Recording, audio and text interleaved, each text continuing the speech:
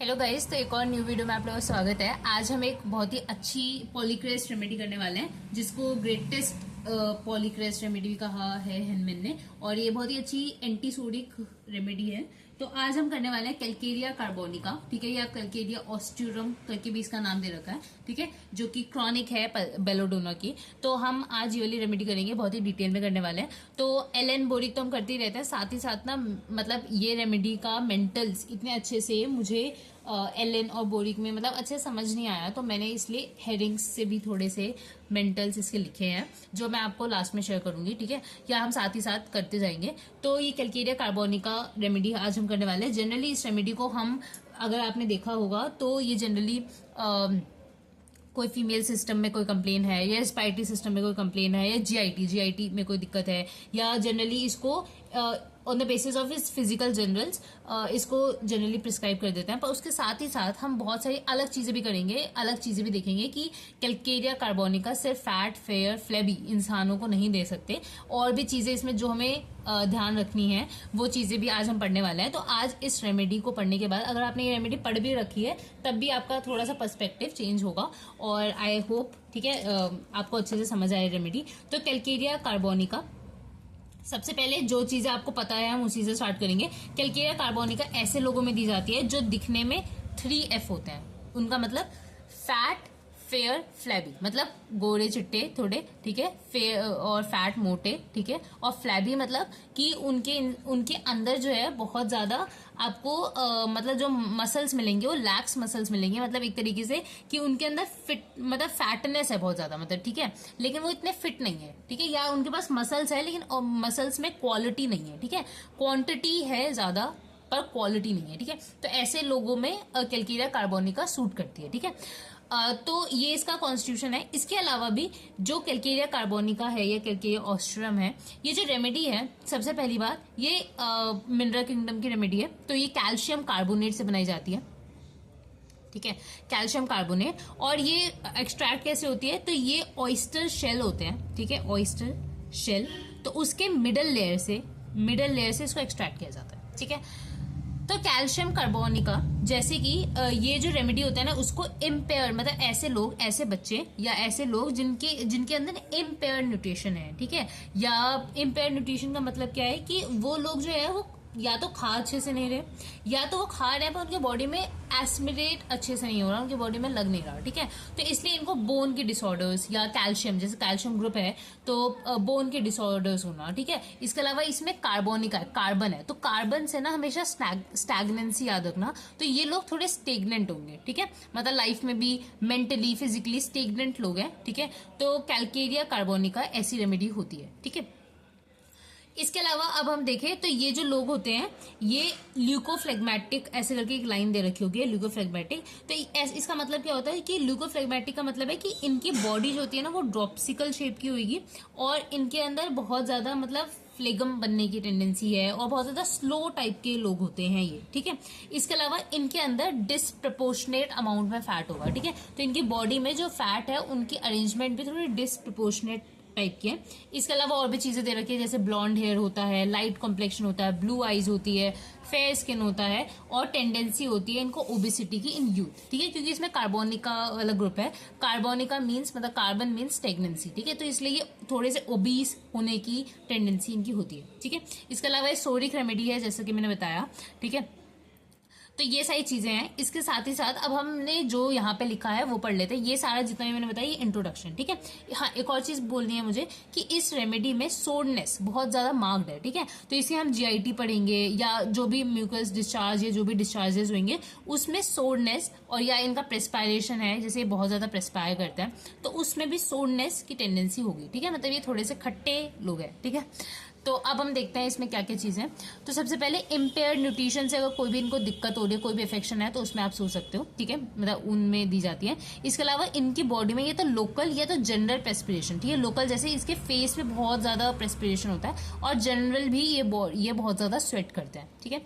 इसके अलावा स्क्रफरस रिकाइटिक कंडीशंस में दे देंगे, ठीक है। तो रिकाइटिक मतलब रिकाइटिस आपने सुना होगा, रिकाइटिस का मतलब होता है कि विटामिन डी की कमी होना या बोन्स की डिफॉर्मिटी, बोन का दिक्कत होना, दैट इज रिकाइटिक कंडीशन। तो उन कंडीशंस में इसको देते हैं, ठीक है। इसके अलावा ये जो रेमेडी होती है वो पेरियोस्टियम को स्टिमुलेट करती है, स्टिमुलेंट की तरह वर्क करती है फॉर द पेरियोस्टियम, ठीक है। इसके अलावा ये जो लोग होते हैं वो बहुत ईजिली कोल्ड ले लेते हैं, मतलब बहुत जल्दी, ये रेमेडी कैसी हुई, चिली रेमेडी होती है और बहुत ज्यादा ही आसानी से इनको ठंड लग जाती है, बहुत ईजिली कोल्ड ले लेते हैं, ठीक है। इवन डैम्प या कोई भी मतलब ऐसी लाइन भी लिखी है कि कहीं पे भी हल्की सी भी ठंड हवा भी बह रही है ना, तो वो जस्ट इनके मतलब राइट थ्रू हर, ऐसे मतलब लिखा हुआ है कि इसके आर पार, मतलब इन्हीं को जाके लग जाती है वो, ठीक है। तो ये बहुत ज्यादा सेंसिटिव होते हैं और इनको जनरल सिंगल पार्ट में भी कोल्डनेस हो सकती है और जनरल पूरी बॉडी में भी कोल्डनेस दिख सकती है, ठीक है।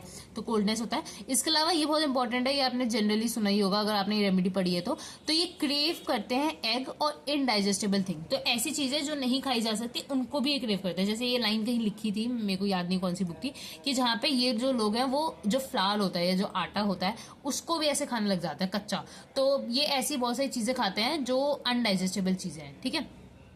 इसके बाद एनलार्जमेंट ऑफ ग्लैंड्स में इसको दिया जाता है। तो हम ऐसी भी बहुत सारी कंडीशंस देखेंगे, जैसे इसमें मेसेंट्रिक ग्लैंड्स का स्वॉलन होना या लिम्फ नोड्स का स्वॉलन होना, ये सब बहुत कॉमन है इसके अंदर, ठीक है। इसके अलावा, ठीक है, ये हो गया। इसके बाद सोरनेस होता है इसमें, जैसे मैंने बताया हर चीज इसका सोर होगा। Milk disagrees, aversion to meat होता है, ठीक है। तो मिल्क भी ये नहीं खा सकते, डिसएग्री इनको पसंद नहीं है, और एवर्जन होता है मीट का, ठीक है। इसके अलावा जो बच्चे होते हैं, children are late in learning to walk, ठीक है। तो जो बच्चे होते हैं वो बहुत लेट चलना सीखते हैं, बोलना सीखते हैं, ठीक है। तो क्यों? क्योंकि इनके अंदर इम्पेयर्ड न्यूट्रिशन है, ठीक है। अब जो टेल्केरिया कार्बोनिका है, जब हमें क्लास में हमें कॉलेज में पढ़ाई गई थी तो ऐसा बोला गया था कि ये जो रेमेडी होती है ना, वो ऐसे बच्चे होते हैं जो बहुत ही पैम्पर्ड चाइल्ड होता है, ठीक है। जैसे कि सपोज कोई फैमिली है जिसमें सिर्फ एक ही बच्चा है, ठीक है, और वो बच्चा बहुत सालों बाद हुआ है, समथिंग जो भी, तो वो बच्चे को बहुत ज्यादा पैम्पर किया जाएगा। तो ऐसे ही बच्चे होते हैं कैल्केरिया कार्बोनिका के, ठीक है, मतलब बहुत ही पैम्पर्ड चाइल्ड। इसलिए इनके अंदर इम्पेयर्ड न्यूट्रिशन है, इसलिए ये लोगों के पास कॉन्फिडेंस नहीं होता बाहर जाके बोलने का या कुछ करने का, या हमेशा ही अपनी फैमिली के पीछे चुपके रहेंगे। हमेशा इनको कॉन्फिडेंस की जरूरत होती है, हमेशा इनके अंदर एप्रीहेंशंस होंगे, हमेशा ही इनके अंदर एंजाइटी होगा कुछ भी बोलने का, कुछ भी करने का, ठीक है। बाहर जाके कुछ भी नहीं कर पाएंगे, ठीक है। इसकी वजह से अब ऐसे बच्चे खुद कुछ नहीं कर पा रहे, तो इसलिए मेंटली और फिजिकली वीक है, ठीक है। तो मेंटली ये कुछ सोचने में इनको दिक्कत हो रही है, ठीक है। कुछ भी मतलब ऐसी भी लाइन लिखी है कि कुछ भी ये सोचते हैं या कुछ भी पढ़ते भी हैं तो उसके अगले ही मिनट ये वो चीज भूल जाता है, ठीक है। तो बहुत ज्यादा ओवर एक्टिविटी है माइंड की, लेकिन ये कुछ याद नहीं कर पा रही क्योंकि इनका डिफिशिएंट इंटेलेक्ट है, इनका इंटेलेक्ट भी काम नहीं कर रहा है, ठीक है, क्योंकि इनको इतना पैम्पर किया गया है, ठीक है। तो ये इस टाइप के कुछ बच्चे होते हैं, ठीक है। और ये जो है इसका एक एस्पेक्ट है। इसके अलावा इसके अंदर बहुत सारी चीजें और है, जैसे कि इसके अंदर बहुत सारे डर होते हैं, ठीक है, बहुत सारे एप्रीहेंशंस होते हैं जो कि जनरली इवनिंग के टाइम एग्रीवेट होता है, ठीक है। तो कुछ और मेंटल जनरल्स के पॉइंट मैं आपको बताती हूँ। तो सबसे पहले कि इसके अंदर मेनिया ए पोट्यू होता है। इसका मतलब क्या होता है कि ऐसे लोग जैसे जो स्टिमुलेंट्स के बाद बहुत ज्यादा डेलीरियम में जाए, ठीक है, या डेलीरियम हो जाता है आफ्टर स्टिमुलेंट्स, तो उस टाइप की कंडीशन में भी दे सकते हैं इसको, ठीक है।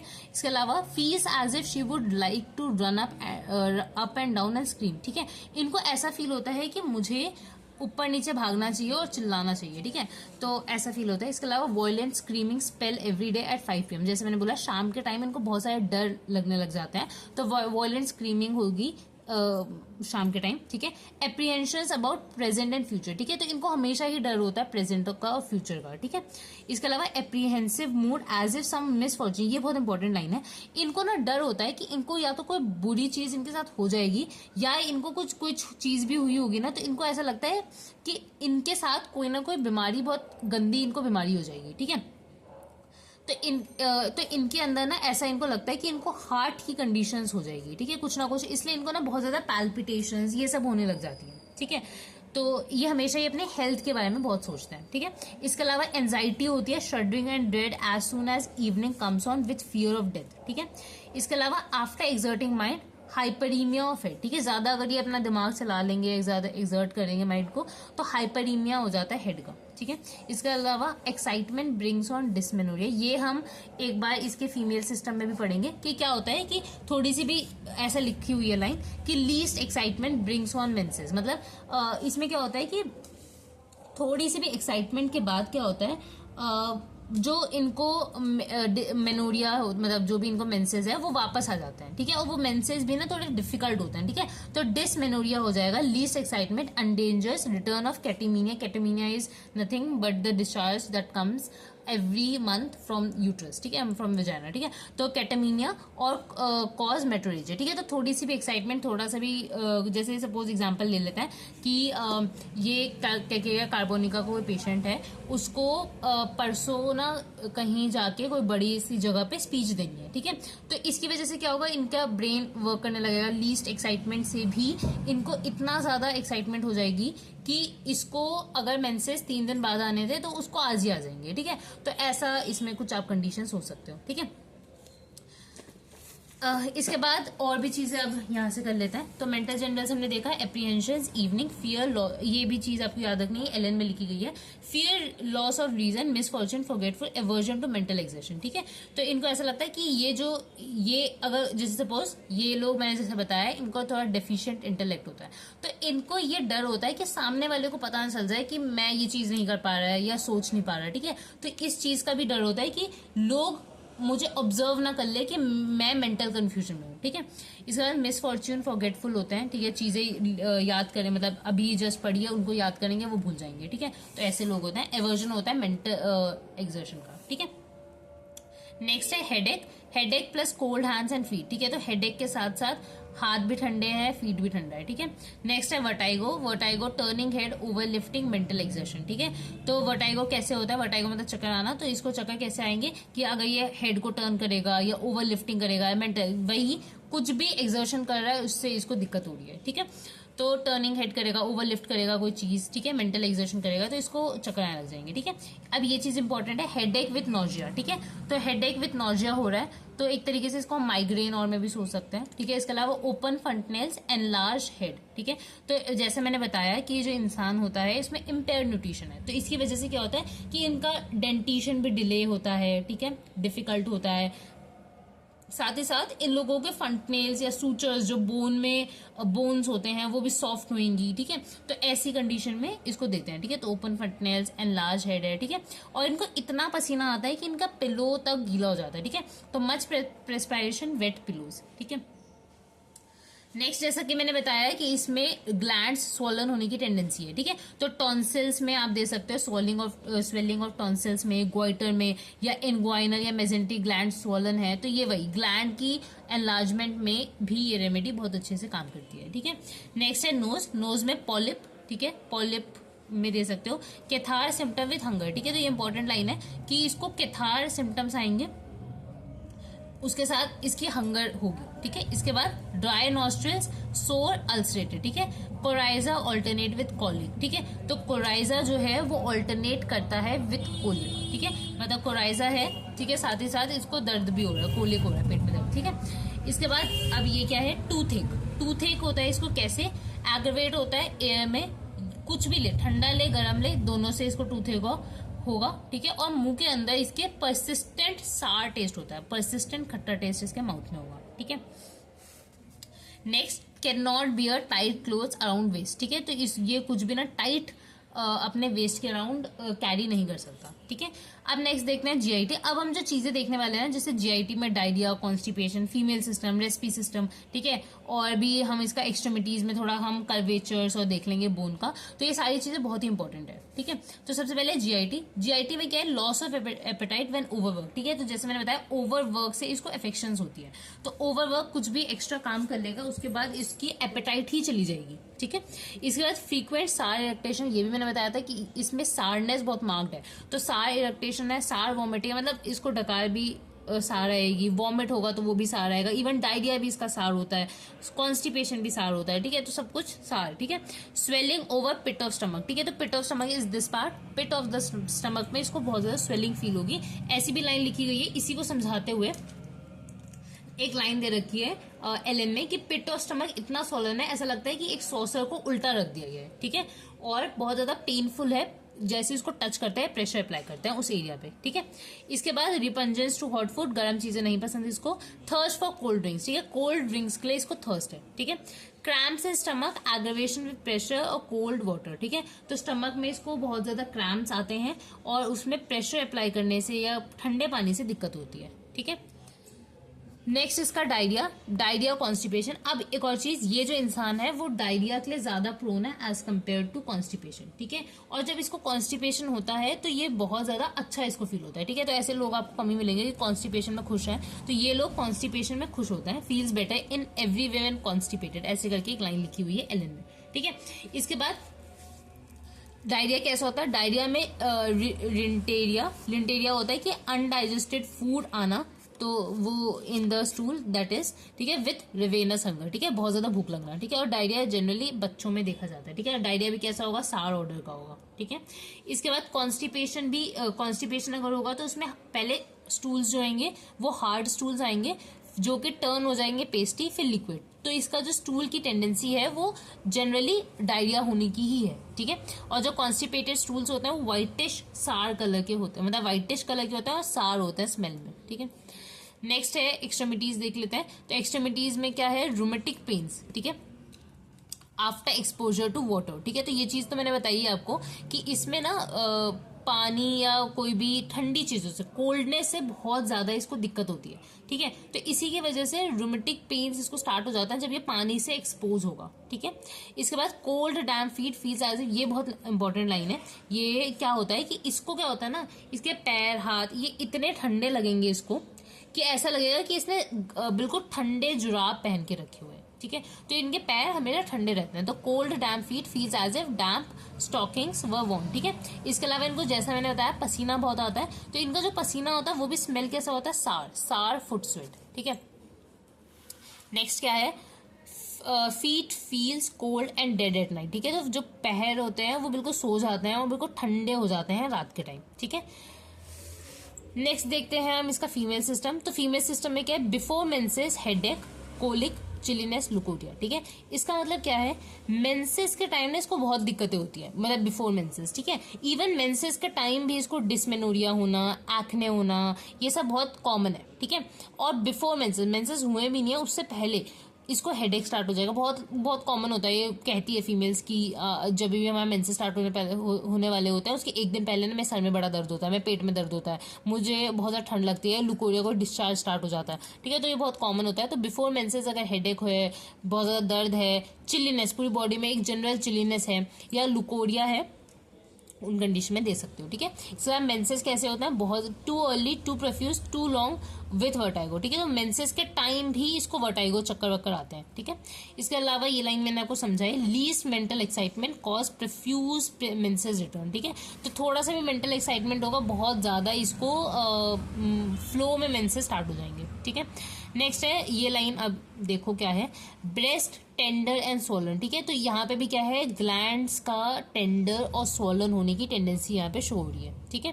नेक्स्ट क्या है, milk to abandon disagreeable to child, ठीक है।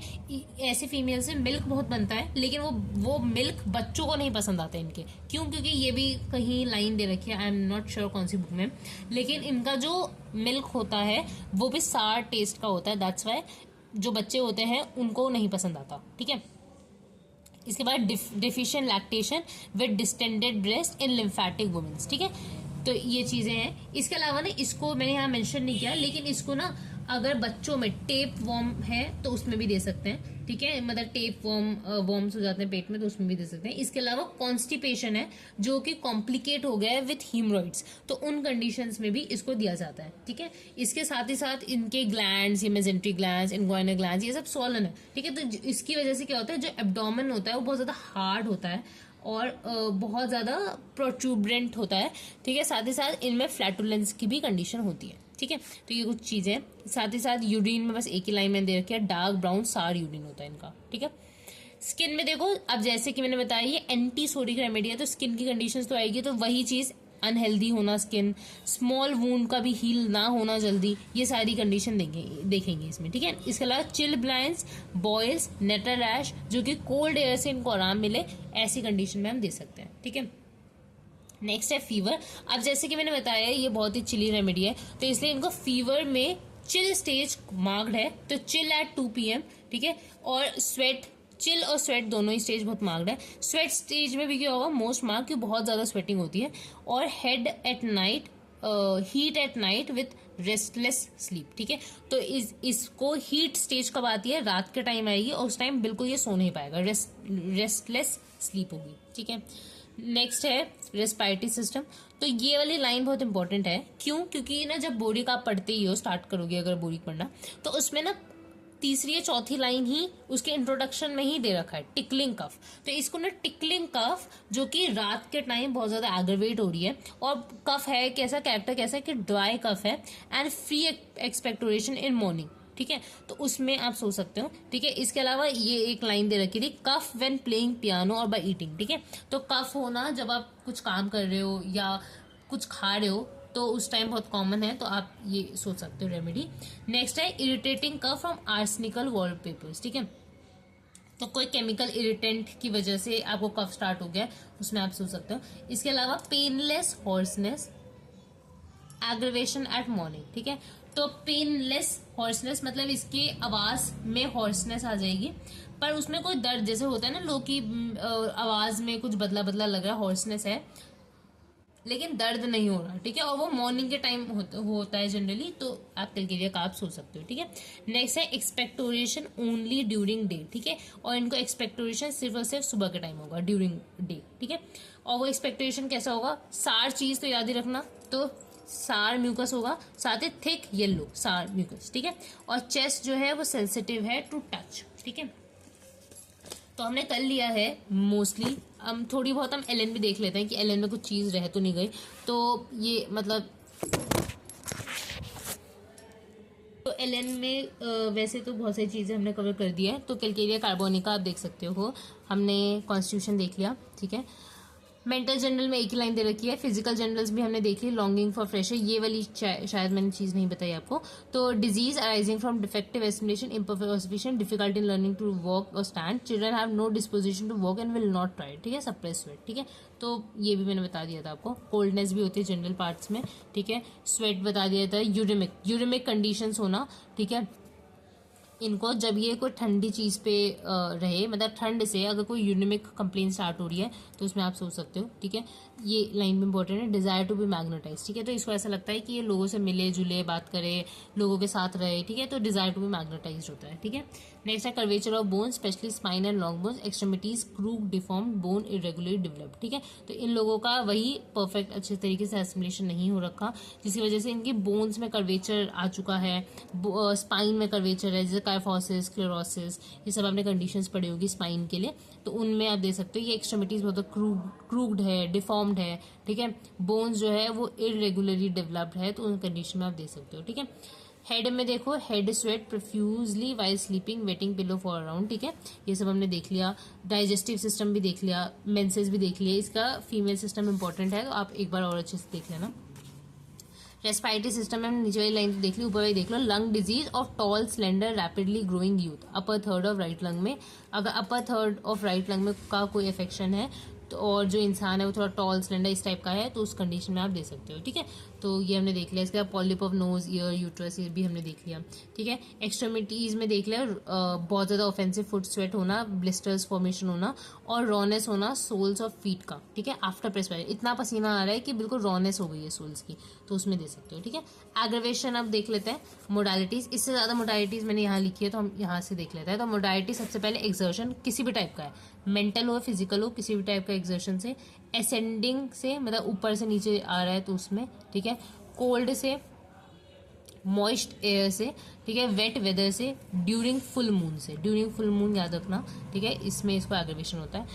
आराम कैसे मिलता है, ड्राई क्लाइमेट, ऑब्वियसली उसका उल्टा। लाइंग ऑन पेनफुल साइड, ठीक है। पेनफुल साइड लाई करने से आराम मिलता है। स्नीजिंग से, अब ये बहुत इंपॉर्टेंट है, इसको स्नीजिंग से आराम मिलता है, वो भी किस किस में, अगर हेड में दर्द है या नेप ऑफ नेक में कोई दर्द है, तो उसमें अगर ये छींक के करेगा तो इसको आराम मिलेगा, ठीक है। तो ये थी हमारी रेमेडी। जैसे कि आपने देखा, हमने बहुत सारे ऐसे पॉइंट्स यहाँ एक्सप्लेन किए मैंने आपको, जो आपने जनरली आपको नहीं मिलेंगे ऐसे बुक्स में, और क्योंकि बहुत सारी बुक्स से मैंने मिला के इम्पोर्टेंट जो चीज़ें थी वो मैंने यहाँ मेंशन की है, ठीक है। जो मुझे इंपॉर्टेंट लगी वो मैंने किया, ठीक है। तो अच्छे से आई होप आपको ये चीज़ समझ आई होगी कि ये रेमेडी कैसी है, और आई होप आपको कुछ न्यू सीखने को मिला होगा कैलकेरिया कार्प के बारे में, ठीक है।